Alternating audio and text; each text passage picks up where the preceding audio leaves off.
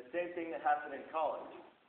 After the national tournament, I lost Louis Caputo in the wrestle back.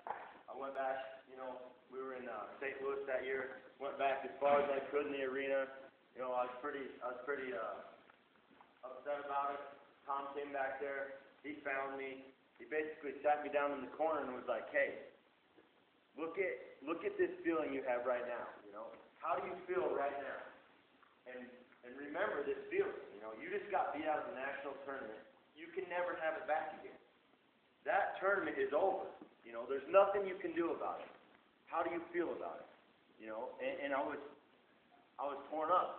It sucked. I could never have that moment back again. I will always have lost that match and got beat out of that tournament. And so he was like, you got to take this and harness it and think about it. Think about that every time you're going to go into a practice, every time you're going to wake up to go work out, every time you're going to lift, and use that as motivation. Do I ever want to feel like that again?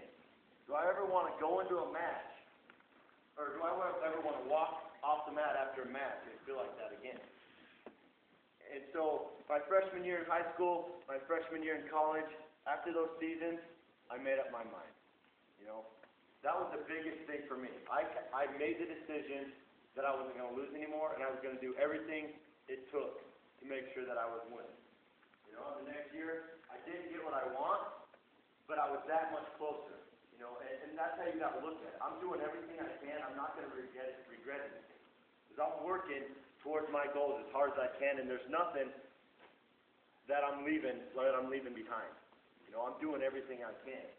And where this relates to kind of what Erickson was saying is, when I'm coming into the wrestling room, when I'm coming into practice, you guys don't realize how limited your time is.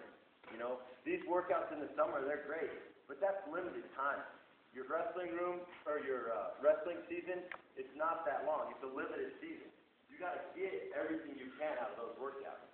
You come into the wrestling room, and you got a season, and it's 4 or 5 days, you come into that season, and I got a headache today, I don't feel good today, I'm just going to try and get through this practice, my ankle hurts, or even at this camp, we got a couple days left, and maybe there was a couple days where you didn't feel good, so you kind of just got through the drill, and you just kind of picked an easy partner because you didn't want to have to work too hard because you didn't feel good. Those types of things will catch up to you. It's hard to understand how fast the time goes. Like my senior year, this year, I had injuries that, limited me to get on the mat. And it really opened my eyes to how limited the amount of time on the mat you have. You got to take every opportunity you can for a workout, every moment, every second that you're working out, and get the most out of it that you can. And that comes into the same frame of thought as flipping your mind. When I come to a workout and my stomach hurts, my ankle hurts, I got a migraine, I got a headache, whatever, like Erickson was saying, it doesn't matter. I'm switching my mind, I'm changing my frame of thought, and I'm getting ready to go. Because my time on the mat is limited. I may only have a 2-hour practice, and then it's over. And then I lost that time. I'll never get it back again. Just like that match. Just like losing that match at Nationals. I never get it back. The same thing goes for those workouts. You're never going to have it back. You got to get everything you can out of it.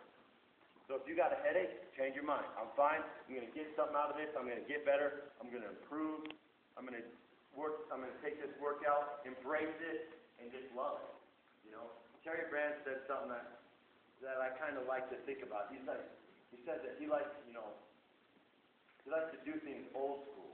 And when I think about that, it's like old school. You kind of think of old school is like the hard way, the tough way. Be old school.